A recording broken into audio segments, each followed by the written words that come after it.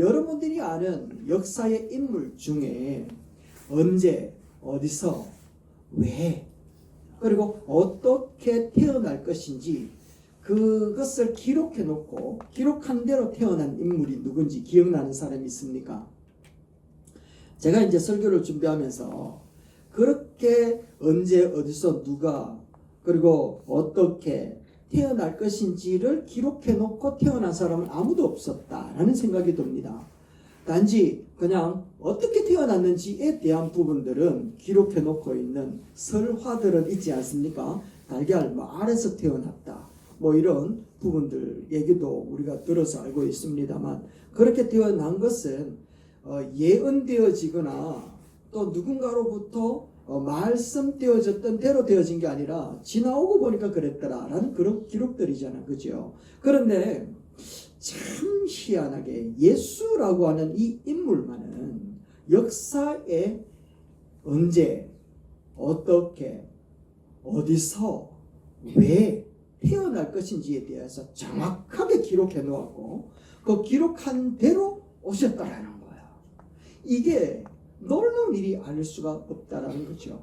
그래서 오늘 우리가 읽었던 이사야 말씀에도 보면 예수님께서 언제 어떻게 태어날 것인지에 대해서 기록해 놓은 것인데 700년 전에, 무려 700년 전에 기록해 놓은 말씀이라는 겁니다. 7장 14절인데 한번 읽어볼까요? 시작. 그러므로 주께서 친히 징조를 너에게 주실 것이라.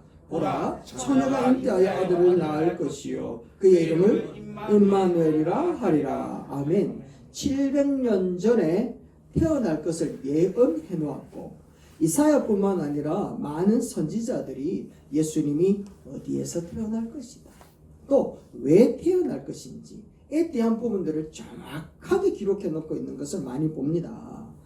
특히 말씀대로 예언대로 오신 예수님의 그 탄생을 우리가 기뻐하면서 복음을 받아들인 우리들이 장애인의 세계에 하나님의 복음이 빛이 임하기를 소망하여서 우리 성지교회가 디딤돌이 되고 마중물이 되고 통로가 되어서 복음을 전하자 하는 마음으로 세워졌는데 그게 20년 되었습니다. 물론 그 이전에 뿌리도 있습니다만 그런 취지로 이곳에서 우리가 예배 드린 게 20년 되었다는 건 참 오래되었죠, 그죠? 네, 서진이 태어나기 전에 시작된 역사였습니다. 자, 오늘 그런 감사를 하는 마음으로 예배를 드리고 예수님 오신 것을 또 기념하면서 또 예배를 드리는데, 예수님이 이 땅에 오신 목적을 여기에서 분명하게 얘기를 하고 있습니다. 여러분 하나 물어보겠습니다. 속으로 생각해 보세요. 예수님이 이 땅에 오신 그 목적대로 오셔서 그 목적을 다 이루셨습니까? 아멘. 다 이루셨습니다.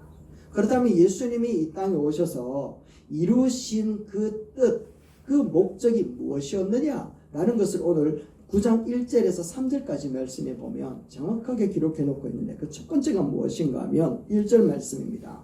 뭐라고 기록되어져 있는가 하면 밑에 말씀만 읽어봅시다. 시작. 전에 고통받던 자들에게는 흑암이 없으리로다. 후에는 영화롭게 하셨느니라. 아멘.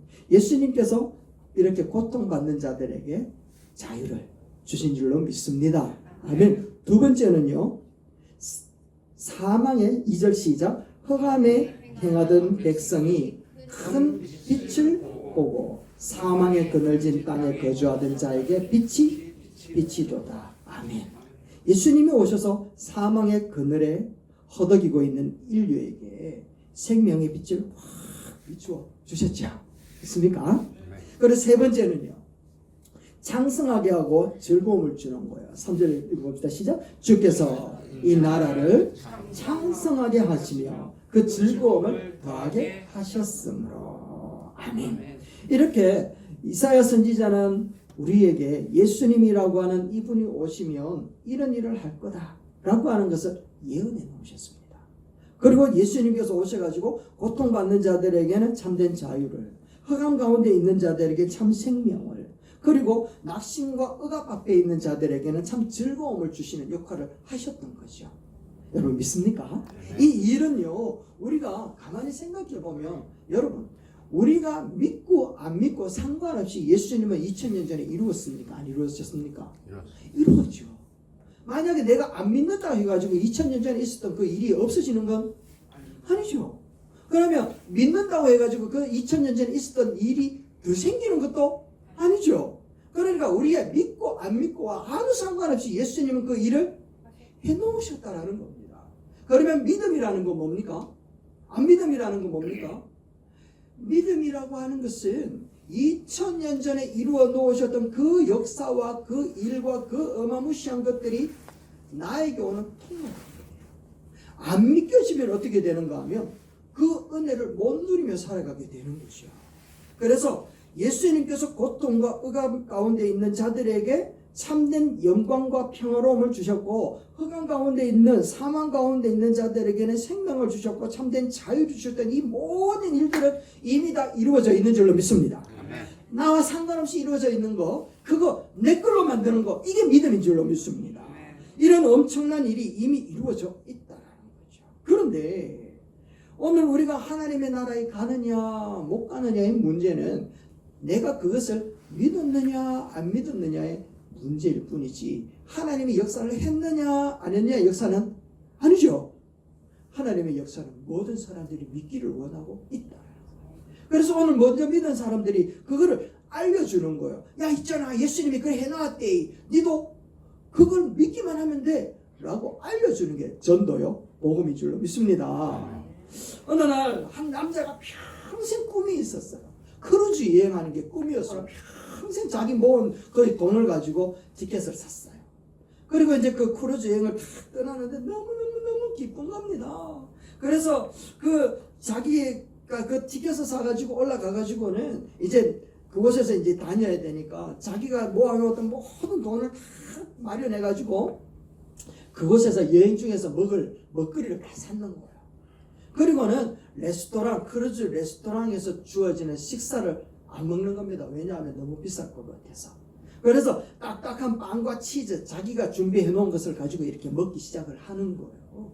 성객들은 화려한 식당에 앉아가지고 우아한 음악을 들으면서 편안하게 막 먹고 있는데, 자기는 그게 부러우면서도 그게 너무너무 이제 돈이 드니까 너무너무 아까운 생각이 들어서, 그래서 마련해 놓은 것을 이렇게 먹기 시작을 하다가 이제 크루즈 여행이 마지막 날쯤 되어가지고 승객이 와가지고 묻는 겁니다. 당신은 왜 이 크루즈 안에 있는 식사를 하지 않습니까? 라고 물으니까 하는 말이 뭔가 하면 이렇게 이야기하는 겁니다. 사실 너무 먹고 싶었지만 너무 비싸 보여서 제가 싸운 음식을 먹었습니다.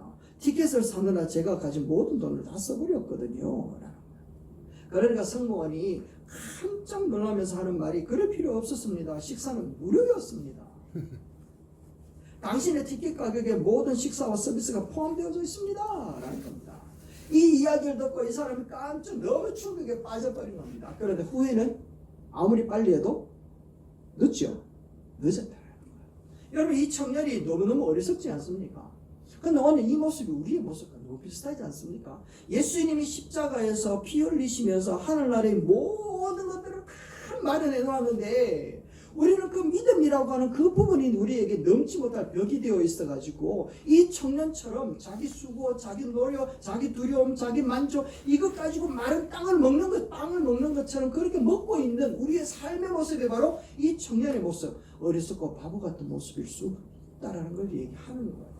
그래서 우리들에게 있어서 이 크루즈 티켓에 모든 것이 포함되어져 있는 것처럼 예수 그리스도의 십자가에서 죽으시고 부활하신 예수 그리스도의 보혈에 다 포함되어 있는 줄로 믿습니다. 아멘. 예수님이 이것을 다 이루어 놓으셨다라는 거예요. 그래서 로마서 5장 8절 말씀, 우리가 너무나도 좋아하는 말씀 한번 암송합시다. 시작. 우리가 아직 죄인 되었을 때에 그리스도께서 우리를 위하여 죽으심으로 하나님께서 우리에게 대한 자기의 사랑을 확증해 주셨느니라. 아멘. 확실하게 증거로 보여주셨다라는 걸 이야기하는 거예요. 그러니까 이 증거가 없었어도 우리 하나님은 우리를 너무너무 사랑하고 있었어.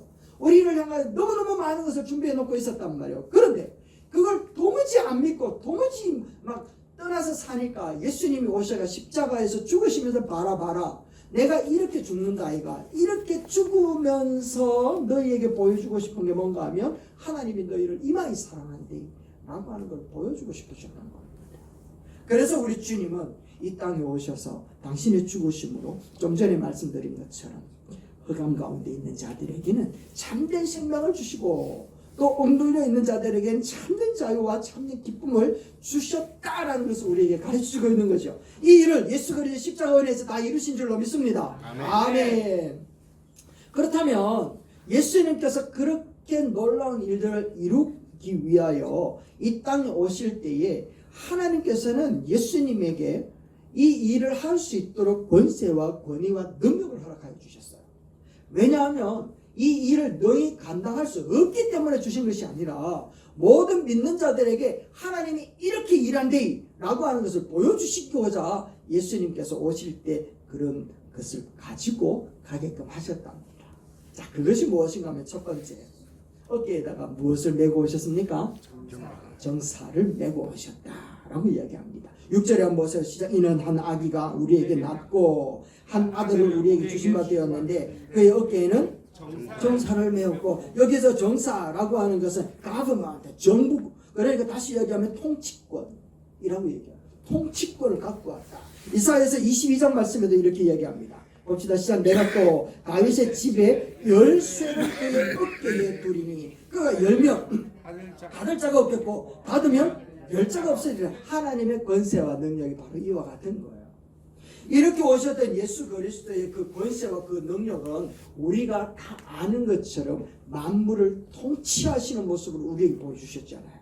그래서 예수님은 설사 힘든 일이고 어려운 일을 할지라도 우리를 통치하신다라고 하는 것을 예수님이 보여주셨던 거죠. 그래서 무리를 향하여 막 걸어가는 제자들, 풍랑을 만났을 때 예수님은 무엇을 통치하셨습니까? 비바람을 쫙 다스려 버리신단 말이에요. 죽음 가운데 눈물을 흘리고 있었던 그 어머니에게다가 죽음을 다스리시는 모습을 예수님이 보여주셨단 말이죠. 흑암 가운데 있는 자들에게는 밝은 빛을 비추셔서 빛 가운데 있는 모든 자들로 나오게끔 하시는 하나님의 통치와 다스리는 권세를 보여주셨던 예수님이신 줄로 믿습니다. 그러니까 예수님의 그 통치와 그 권세와 그 능력은 잘 되는 일만 통치하는 것이 아니라 안 되는 상황 가운데서도 통치가 이루어지고 있다 없다? 있다라는 겁니다. 그래서 하나님의 통치의 능력은 사탄의 권세까지도 통치하고 계신다. 맞습니까? 사탄의 권세까지도 다스리시는 주님이시라는 거죠. 그래서 바울은 그것을 깨달았던 겁니다. 아, 맞다. 내가 어려움을 당하고 내가 답답한 일을 당하고 내가 힘든 일을 당한다 할지라도 그것이 주님 앞에서 힘든 일은 아니구나. 그래서 우리를 향하여서 말씀하시는 건 무엇인가 하면 아무것도 염려하지 말아라. 염려하지 말라 얘기하는 겁니다. 왜? 다스리시는 분이 계시기 때문에. 할렐루야. 그리고 모든 일에 기도와 간구로 너희 구할 것을 감사함을 하나님께 뭐해라? 아뢰어라. 하나님이 뭐 하시고 계시기 때문에, 다스리고 있기 때문에. 그러니까 기도한다고 해서 하나님이 다스리는 것을 시작하는 게 아니고, 기도 안 한다고 해서 하나님이 다스리시는 것이 멈춰지는 게 아니고, 하나님의 다스리심은 나의 기도와 나의 간구와 상관없이 다스리고 계시는 줄로 믿습니다. 아멘. 그런데 하나님의 다스리심과 하나님의 역사하심을 볼 수 있는 도구가 뭔가 하면 기도라는 거예요. 그래서 기도를 하면 하나님의 다스리는 바가 느껴지는 거예요. 알게 되어지고 깨닫게 되어지는 겁니다. 아, 맞구나. 그런데 기도하지 아니하면 하나님의 다스리심을 못 느끼는 거예요. 그래서 불안하게 되는 거예요. 그래서 염려하게 되어진다라는 거예요. 그래서 바울은 우리에게 이야기하는 것을 보세요. 모든 지각에 뛰어난 하나님의 평강이 그리스도 예수 안에서 내 마음과 생각을 어떻게 한다고요? 지켜주신다. 뭘 해주신대요? 환경과 상황과 어려움과 역경을 변화시키는 게 아니라 무엇을 지켜준대요? 마음을 지켜주신다라는 걸 이야기하는 거예요. 그러니까 너희가 기도하기 전에도 하나님은 다스리고 계신다. 할렐루야. 너희가 기도한다고 해서 하나님께서 다스리지 않는 것을 다스리게끔 되어지는 게 아니라는 거예요. 하나님은 우리의 기도와 우리의 간구를 들으시고 당신의 다스리고 계시는 바를 열어서 보여주시는 줄로 믿습니다. 그래서 엘리야 같은 경우에 하나님이 어찌 일어나일까 라고 기도했더니 하나님께서 세미한 음성 가운데 역사하셔서 엘리야야, 네가 하늘에 불을 내리는 그 일들은 거기까지 하면 돼. 그 다음에 역사는 네가 할 게 아니라 내가 할 거야 하면서 엘리사를 준비하고 다른 하나님의 일꾼들을 준비해 놓은 것을 엘리야에게 쫙 열어 보여주셨다는 거예요. 하나님의 다스리심은 엘리야가 기도하기 때문에 시작하는 게 아니라는 거예요. 여러분, 하나님의 통치는, 하나님의 다스리심은 지금부터 그 역사 이전에서부터 지금까지 앞으로도 계속 다스리고 계시는 줄로 믿습니다. 아멘. 그래서 예수님께서 마지막 제자들에게 뭐라고 이야기하는가 하면 이렇게 이야기라고 하늘나라로 가시는 거야. 시작. 예수께 나와 말씀하여 이르시되 하늘과 땅의 모든 권세를 내게 주셨으니 할렐루야. 예수님께 권세가 있다라는 걸 보여주시는 거예요. 오늘도 그 권세를 가지고 나를 다스리시는 줄로 믿습니다. 그 권세를 가지고 우리 가운데 역사하시는 줄로 믿습니다. 아멘. 그 다스리심을 우리는 이해를 하지 못하지만, 잘 깨닫지 못하지만, 그런데 그 방법이 무엇이냐 하면 바로 두 번째입니다. 무엇으로 역사하신다고요? 기묘자와 모사로 오셔서 이루십니다. 할렐루야. 기묘자와 모사로 오신다라는 거예요. 여기서 기묘하다라고 하는 것은 우리가 대충 감이 오죠. 기묘하다. 이 말은 영어로 하면 wonderful. 우와, 희한하다. 경상도 말로 희한하다 이런 뜻이라는 거예요. 아시겠습니까? 경상도 아닌 사람 많은 것 같으네. 다시 한번 뭐라고요? 희한하다. 그렇지. 하나님의 역사는 희한하게 역사하신다는 걸 얘기하는 거였죠. 그리고 그 다음에 이름이 뭔가 하면 모사다라고 얘기하죠. 이 모사는 뭔가 하면 카운셀러라는 거예요. 변호한다라는 거예요. 희한하게 우리의 삶을 변호해내신다. 누구에게 변호할까요? 하나님께 변호하고 악한 세력들에게 변호하고 계신단 말이죠. 그러니까 다시 이야기하면 누구 편이다? 내 편이다 라고 얘기를 한다는 말이죠. 기묘하게 역사를 하는데 성경학자들은 기묘와 모사라고 하는 것은 신기한 상담자다, 희한한 방법으로 역사하신다 라고 이야기를 하고 있단 말이죠. 성경에 보면 하나님의 역사하는 것은 우리의 생각하는 것 이상의 방법으로 역사를 하시는데 90 먹은 할매가 잉태를 했대. 이해가 됩니까? 아브라함한테 나와가지고 하나님이 야 너가 내년에 생긴데 무슨 말씀하십니까? 저희 아내는 그 경수도 끊어졌습니다. 나도 힘이 없습니다 라고 이야기를 했는데 진짜 하나님은 희한하게 그 가정에 아들이 생겼는데 그 이름이 뭔가 하면 이삭이라고 하는 말이겠습니까? 희한하죠? 희한한 겁네. 희한하단 말이죠. 그런데 그것뿐만 아니고 그 모세 같은 경우에도 힘이 있을 때 왕성할 때 쓰는 게 아니라 80세 때 모든 거 다 잃어버리고 nothing, 나는 아무것도 아니다 라고 이야기를 할 때 하나님은 희한하게 그때 역사를 하셔서 이스라엘 모든 민족들의 리더자로 하나님께서 세워주시더라고요. 정말 여호수아는 모세의 가방 못지였잖아요. 가방 들고 다니면서 비서실장으로 일을 했는데 모세 다음으로 하나님께서 여호수아에게 임재하셔가지고 희한하게 요단강을 건너게끔 만들어버리시더라고요. 여러분, 소경 거지를 치유하시는 방법도 희한했고요. 12 제자들의 신분이 처음 신분은 어리석고 무식한 어부들이었잖아요. 그런데 희한하게 그들이 초대 때에 그 교회에 엄청난 일들을 하는 사람들이 되더라는 겁니다. 하나님의 방법은 이렇게 희한하더라고요. 그래서 바울은 뭐라고 이야기하는가 하면 사방으로 우경을 쌓아도 다 쌓이지 않는 이유는 하나님이 희한한 방법으로 날 구원하기 때문이다 라고 말씀하시는 겁니다. 거꾸로 때림을 당하여도 망하지 않는 이유는 우리 주님이 희한하게 우리를 역사하기 때문이다. 그래서 기묘자다 모사다 라고 얘기를 하는 거예요. 여러분, 골리앗을 이기는 데는 뭐만 필요했다고요? 돌멩이 하나만 있으면 됐단 말이죠. 이스라엘 백성들은요 골리앗보다 더 큰 무기가 있어야 되는 줄 알았단 말이죠. 하나님의 방법은 희한해요. 돌멩이 하나만 있으면 되는 거예요. 정말 엘리야를 먹여 살리는 데에는 누가 필요했는가 하면 까마귀 하나만 있으면 됐단 말이죠. 여러분, 불뱀에 물렸던 이스라엘 백성들 그들을 살릴 수 있는 방법은요 노뱀만 쳐다보면 되었단 말이죠. 희한하지 않습니까? 토마스 선교사가 조선 땅에 복음을 전하러 와서 오늘날 21세기에 한국 교회를 만들 수 있었던 그 가장 그 첫걸음은 편지 한 장 때문이었습니다. 희한하지 않습니까? 여러분, 저에게도 친구 한 명이 농담 삼아 이야기했던 그 한마디 때문에 지금 제가 여기 서 있습니다. 희한하지 않습니까?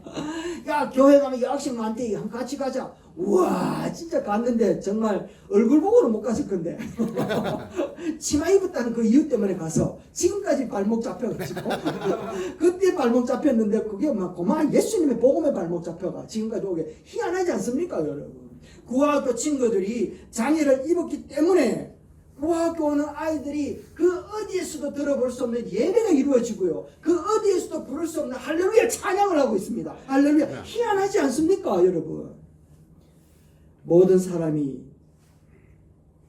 하나님으로부터 죄를 지어서 하나님의 영광에 이르지 못하였는데, 그런데 구화 학교에 와서 그들이 예수의 이름을 부르고 있습니다. 하나님이 희한하게 생각할 거예요. 하나님은 그래서 뭐라고 이야기하는가 하면 신기하고 놀랍다, 기묘다, 모사다 라고 이야기를 하는데, 이거를 다시 한번 이야기하면 뭐라고 이야기하는가 하면 전능하신 하나님이다 라고 얘기를 하는 거예요. 전능하신 하나님이다. 그리고 이 전능하심이 영존하시고 평강의 하나님이시더라 라는 겁니다. 결국에는 당신의 뜻을 평강으로 이루어내시는 분, 그분이라는 것이죠.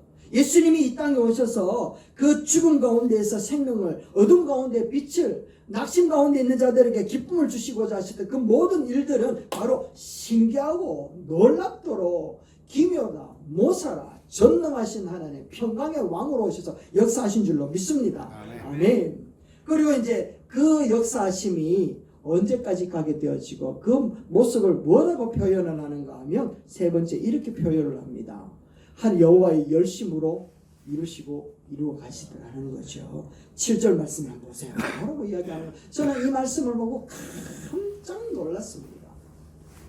시작. 그 정사가 평강이 다하니 무궁하며 또 다윗의 왕좌와 그의 나라에 군림하여 그 나라를 굳게 세우고 지금 이후로 영원히 정의와 공의로 그것을 보존하실 것이라. 수도 보존하실 것인데, 보존하셨는데, 보존해 오셨는데, 그것을 뭐라고 이야기하는가 하면 뒷절 시작. 만군의 여호와여 열심히 이를 이루시리라. 아멘. 여러분, 열심히 이것을 이룬다라는 거예요. 열심히. 여호와의 열심이 지금도 계속되고 있는 줄로 믿습니다. 아멘. 그래서 우리 주님께서 이 땅에 오실 때도 하나님의 열심 때문에 오셨죠. 그분이 십자가에 죽으시고 부활하시고 모든 것을 이루신 그 모든 일들도 하나님의 열심 때문이었습니다. 그 열심으로 인하여 오늘 우리가 여기 와 있는 줄로 믿습니다. 아멘. 오랫동안 살던 동네를 떠나서 이사를 하게 되어진 한 부부가 있었습니다. 그 집에는 한 딸이 있었는데 한나라고 하는 딸이었습니다. 이 딸이 부모님의 이사 때문에 학교를 옮겨가게 되었는데 이제 그 교과가 좀 못 따라가게 되어졌잖아요. 그런데 갔는 날 그날 시험을 쳤대요. 사회 시험을 쳤다. 그러니까 엄마 아빠는 깜짝 놀랐죠. 얘도 깜짝 놀랐던 겁니다. 배운 게 다른데 못 배운 거 시험 치는 겁니다. 그 제목이 무엇인가 하면 세계 7대 불가 사이에 대해서 적어라 라는 것이었습니다. 와, 여러분들에게도 시험 치면 다 적을 사람 있습니까? 세계 7대 불가 사이. 그런데 선생님이 와가지고 야 네가 아는 대로만 적어라 라고 얘기를 했답니다. 그리고 난감한 가운데 적기를 시작을 하는데 대부분 학생들은 정답을 맞춘 것 같아요. 7대 불가 사이 가르쳐 드릴게요. 첫 번째가 뭔가 하면 페루에 있는 그 마추픽추 잉카 문명이죠. 또 브라질의 예수상 있잖아요. 이거하고 멕시코의 마야 유적지, 그리고 중국의 만리장성, 인도의 타지마할, 요르 페트라, 그리고 로마의 콜로세움, 이렇게 7개가 7대 불가사의래. 여러분, 불가사의는 꼭 뭐 가볼 필요는 없습니다. 그죠? 자, 그런데 안나는 엄마한테 배운 적이 없으니까 이거 못 적었대. 그래서 선생님이 말대로 네가 아는 대로 적으라고 이야기해서 적었는데 뭘 적은 줄 압니까? 그 아이가 이렇게 적습니다. 볼 수 있는 것, 들을 수 있는 것, 말할 수 있는 것, 느낄 수 있는 것, 웃을 수 있는 것, 생각할 수 있는 것, 사랑할 수 있는 것이라고요. 이렇게 적었대요. 그래서 엄마 아빠가 그 얘기를 듣고는 깜짝 놀랐더라.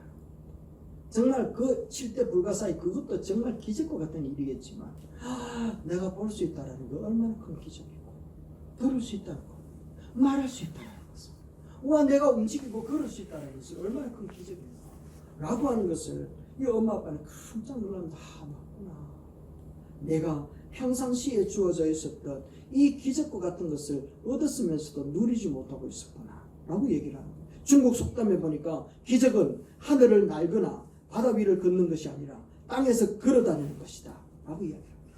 여러분, 아침에 눈을 뜨고 일어나서 주님이 주신 새날을 아침에 말씀과 기도를 시작하는 거, 이게 기적이라는 거예요.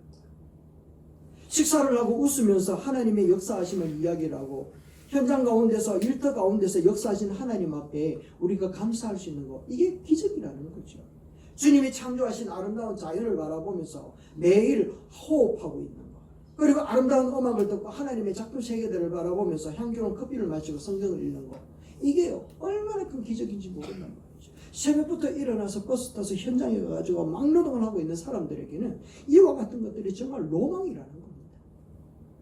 모든 것을 다 하나님의 열심 때문에 이루어진 것인 줄로 믿습니다. 하나님이 우리에게 자연스럽게 그냥 주신 이 모든 것들은요, 인간의 힘으로, 인간의 능력으로 만들어라 라고 이야기를 하면 전혀 만들 수 없는 것이 바로 하나님이 그냥 주신 거라는 거죠. 그런데 저 불과 세계의 불가사의 저거는 우리가 어떻게 만들었는지는 모르지만 누가 만들었기는 만들었잖아요.